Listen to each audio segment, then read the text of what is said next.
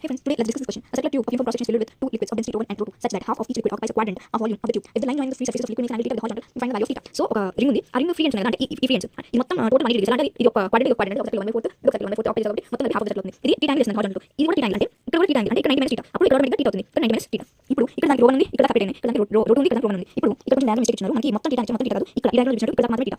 ఇప్పుడు ఈ లిక్విడ్ ఉండాలంటే ఇటు సైడ్ నుంచి వచ్చే ప్రెషర్ ఇక్కడ ఎగ్జిట్ ప్రెషర్ ఇక్కడ ఎగ్జిట్ ప్రెషర్ ఇక్కడ ఉంది. కాబట్టి ఇటు ఎంత ప్రెషర్ చేసిన లిక్విడ్ ప్రెషర్ అనేది size shape of the container అనేది డిపెండ్ అవుతుంది. కాబట్టి ఎంత హైట్ మీద మాత్రమే డిపెండ్ అవుతుంది. లెఫ్ట్ హ్యాండ్ సైడ్ లో మీకు P1 అనేది rho 1 g h rho అంటే liquid density into g into again height ఉంది దాని ఎక్స్ట్రీమ్. దాని తర్వాత since two columns are height h1 and h2 and densities rho 1 and rho 2. ఇప్పుడు రైట్ సైడ్ నుంచి ఎగ్జిట్ ప్రెషర్ అనుకుంటే దానికి లిక్విడ్ అన్నారు కాబట్టి ఇటు రైట్ సైడ్లో ఇక్కడ దాకా లిక్విడ్ ఉంది చూసారా, ఇక్కడ కాంపోజిషన్ వేరుగా ఉంది. ఇక్కడ దాకా ఒక లిక్విడ్ అక్కడ దాకా ఉండే దాని లిక్విడ్ ఎంత హైట్లో ఉంది, h2 హైట్లో ఉంది. మిగతాదంతా ఇంకో లిక్విడ్ rho 2 డెన్సిటీ అది h2 హైట్లో ఉంది, h2 డాష్.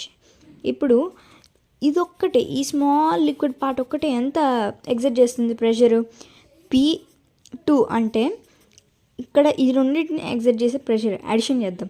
ఇప్పుడు దీన్ని డెన్సిటీ rho 1 కదా, rho 1 into g into h2 అంటే ఇంత హైట్లో ఉంది అని వాళ్ళు ఆల్రెడీ డయాగ్రామ్లో మనం అనుకుందాం, మనము అజ్యూమ్ చేసుకుందాం h2 హైట్లో ఉందని. ఇప్పుడు ఏమవుతుంది rho 1 g h2 ప్లస్ ఈ డెన్సిటీ rho 2 కదా, rho 2 g h2 డాష్.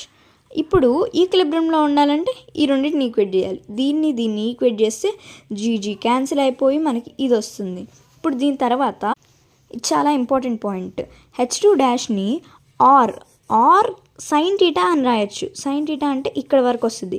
ఇప్పుడు ఇక్కడ ఆర్ కదా, ఆర్ కాస్ టీటా ఈ కాంపోనెంట్ ప్లస్ ఈ కాంపోనెంట్ h2 డాష్ ఇస్తుంది. కాబట్టి h2 డాష్ని ఇలా రాయొచ్చు, h2ని కూడా సిమిలర్గా ఇలా రాయొచ్చు.